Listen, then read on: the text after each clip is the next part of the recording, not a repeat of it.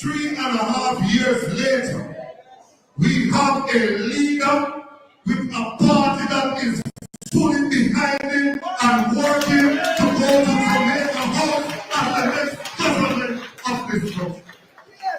Today we have a leader that has the intellectual capacity to think about the complex issues affecting the country and work on practical solutions for those problems. Today we have a leader whose integrity is unquestionable. Somebody that comes to leadership with clean hands, clean heart, loving heart for people. Nobody of his spirit because he's making money already and now he's ready to serve the people of Jamaica.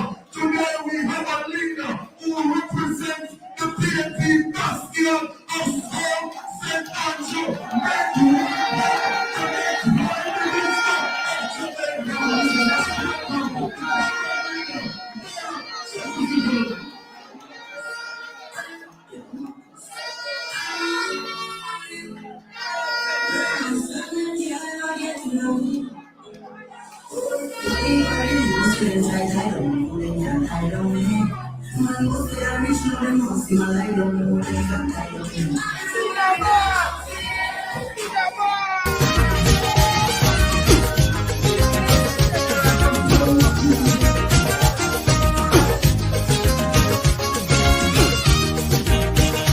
Jamaica, the land of beauty, was built.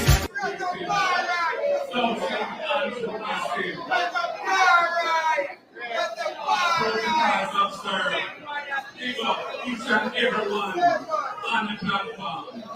Special shout out to the chairman of the party and to the general secretary of the party who just gave an amazing speech at our conference. Big up after the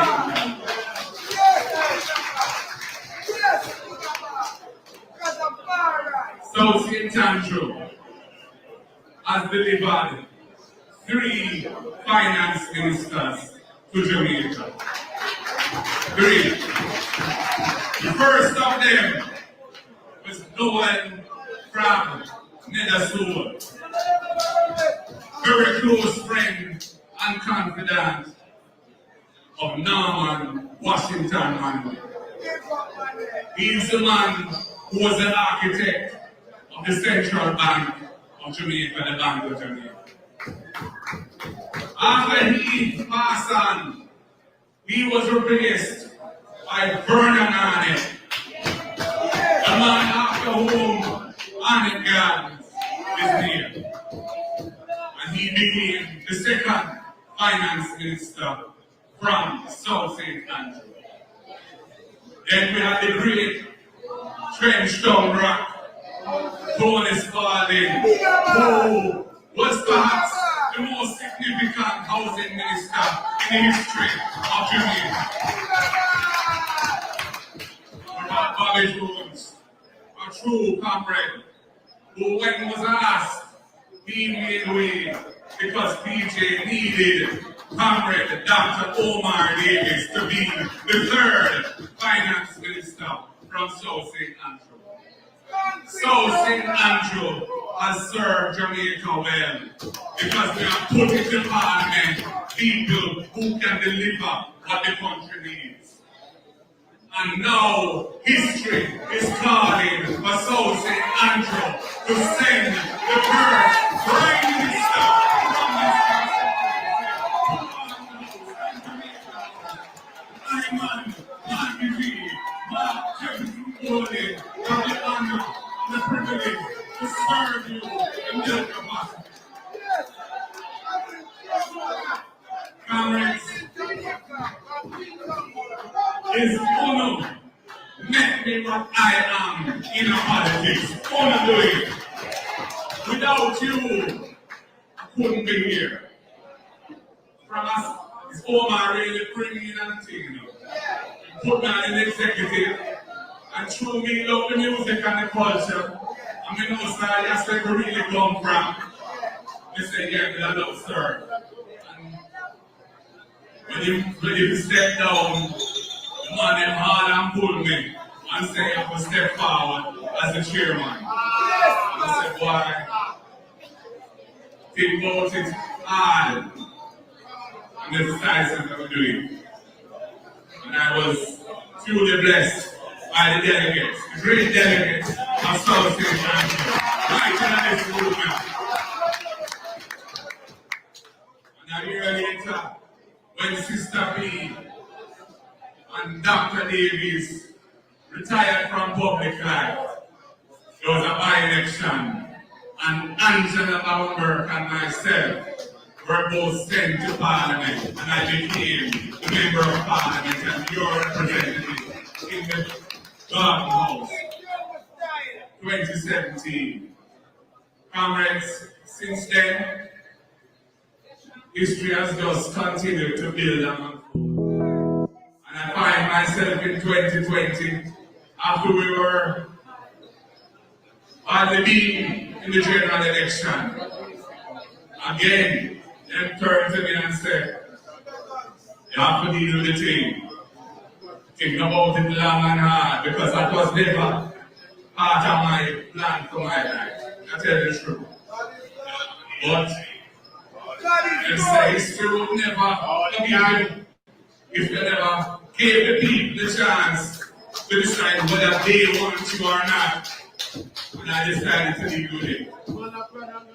And I was duly blessed in the presidency of our great party and leader of the opposition. And now we are in the 5th and final year of this government.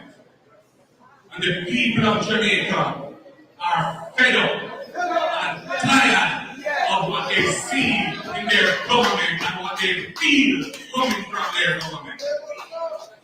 They are tired of the corruption, the nepotism, and the cronyism.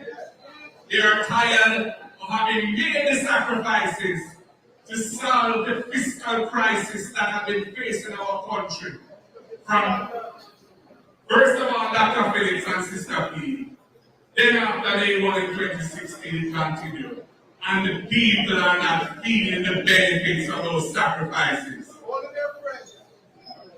The General Secretary and others tonight have pointed out the key issues really facing Jamaican people.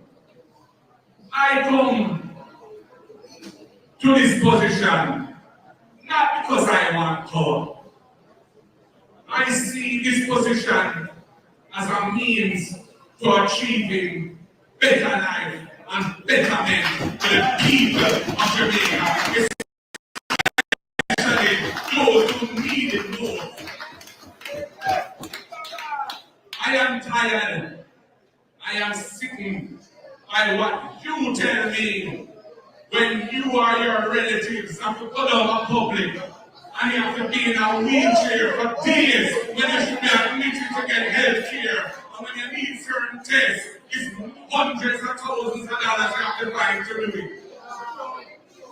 And people suffer and die in the lack of dignity, the indignity of the way the public health system treats with them. I cry for the youth of Jamaica when I see the results from our education system. And I know what a brilliant people we are, and how talented we are. But I know the system is failing them, and it needs to be re-engineered, and it needs investment, starting with early childhood development from the womb coming up, through primary school, into secondary school. The mission of the next People's National Party government is to turn Jamaica around through investing in our people, our human capital. We will always be a low growth, low wage, low tech economy unless we invest in our people and uplift our people so our people can deliver what is needed to have an economy that creates wealth for all. Yes, that is the mission of this generation. Jamaica must move out of where we are, an underperforming country in the economic world. Yes, our debt has come down and the IMF rate us for that. But that that has nothing to do with the daily experience of life that the ordinary Jamaican person feels and where they see their life going. Why do so many of them have to run and leave the country or try to do so? Because what is happening here is not right. So we see the source of solutions, the source of hope, the source of potential achievement being setting the system right for our people. And I don't business if a PNP or a Labour. If you're a Jamaican and you will defend. And I say secretary first was called themselves a JLP supporter in the past. They have put their ex beside the bed in the past. Think about the government where you have now. You deserve better than that. Teach them a lesson and make them heal and come again. Disrespect and talk about their next term will be for the people. The people don't say what them really are dealing with already and what them charge for already. And the people want to get them out. We want to focus on the real issues. We want to make sure the Jamaican feels that they can make their life here and their people and their grandpeople be better off. We want to ensure that any child that wants to attend school, if she's the daughter of a Rasta and she has locks, the school can't tell her she can't go to school. Anything can go up in the 21st century. And when we want to go to court, the anger who this government fight the little picnic and our parents as hard as they could, tooth and nail at the Supreme Court and the Court of Appeal to try and stop her from going to school. It is the Court of Appeal under the former president of the Court of Appeal, just retired, who handed out judgment in her favor. But the system must never allow that to happen again. We have a situation in our country where our people feel excluded from the beauty of the land. This is such a stressful environment in which to live under this government. And if you want to go to a beach and cool out, you can't find a beach to go to. The best beaches in the country are not available to the Jamaican people. Now we love the tourism industry. We see the importance of it. I have good friends in the hotel sector. But we need to ensure that it works for the Jamaican people. That is what it is there for. The enclave system is not sufficient. We need tourism that is integrated into the communities, where little man, the everyday Jamaican person, can make up good money out of delivering services and goods, and indeed can have access to the beaches of this country so that they can chill out and feel that all of the comments and all the vibes and release some stress. So these are issues that we have to take up and tackle. The Ganja industry. I feel passionate about the Ganja industry. Why? Because I was the one who really pushed through the reforms for the party in 2015. So nobody can go and jail for a slipper or a chalice or a drum of weed. Yeah, man.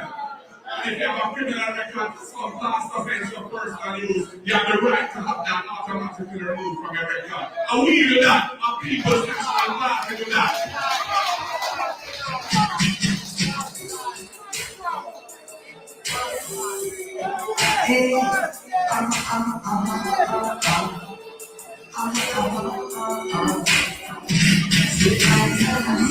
On solid rock, the labor rights them trying to wreck we. On them Jamaica turn them back. Hey Jamaica, step out and vote PNP. Marky G is all that we need. In medicinal and therapeutic ganja, which is in demand around the world. But the man them inherited in 2016 with just a head going, just started, never get to set it right. That's what told him. And the man them inherited it and mash up the thing. All now this the regulatory body, the cannabis licensing authority, things now run right in there. The staff and the management in affliction.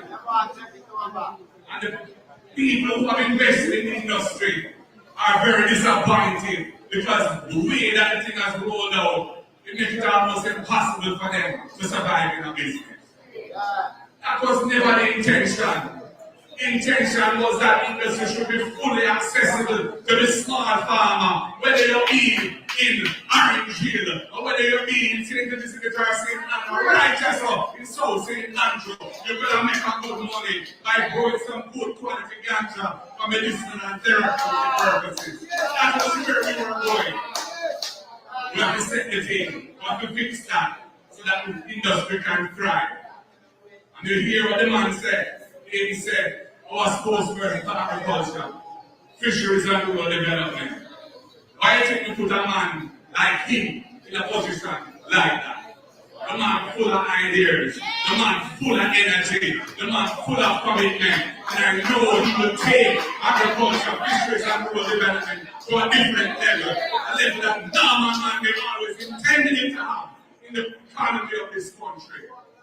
And that has never been achieved thus far.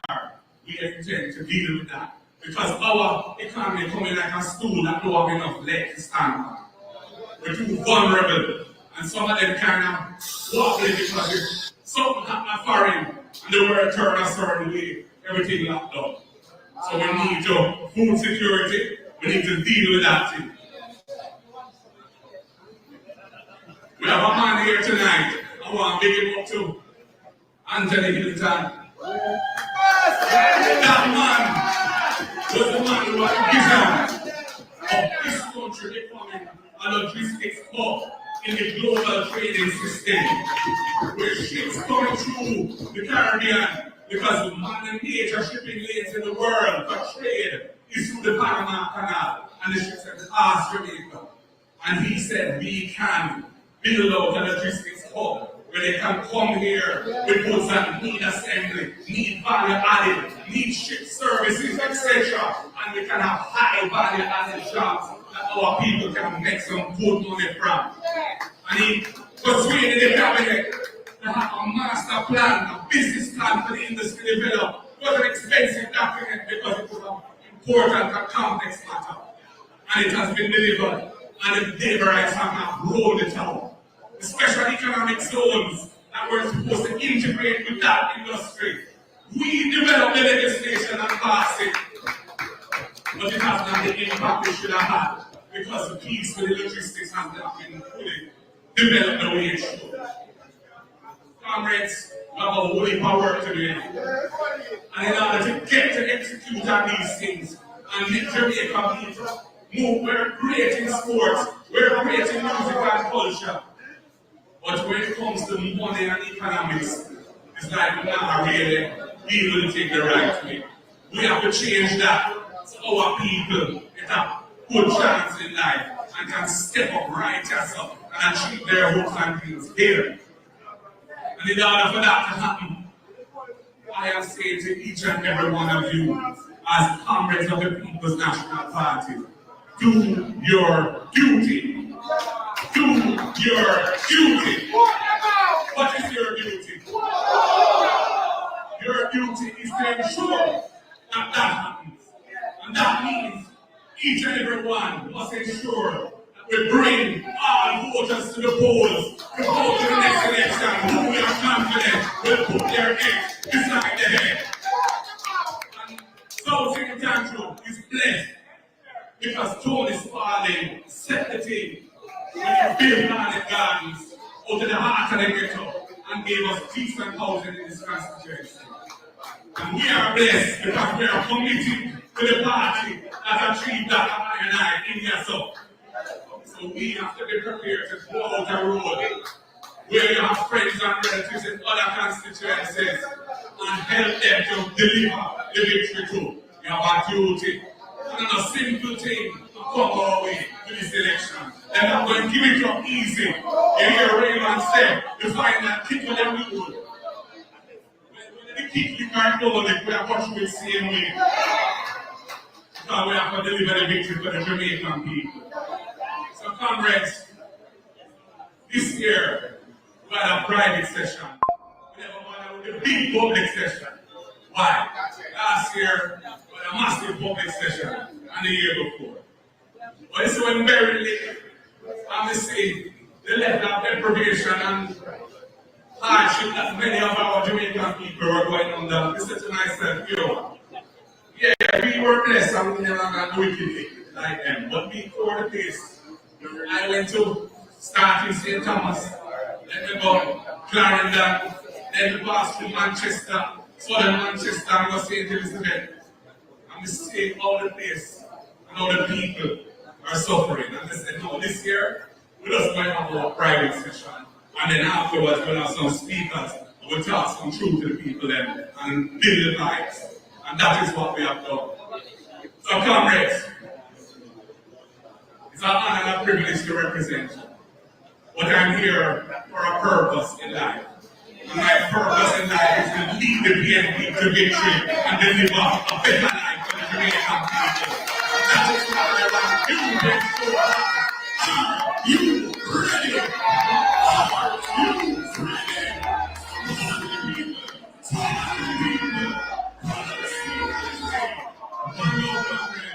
No respect and love every time. The word is love.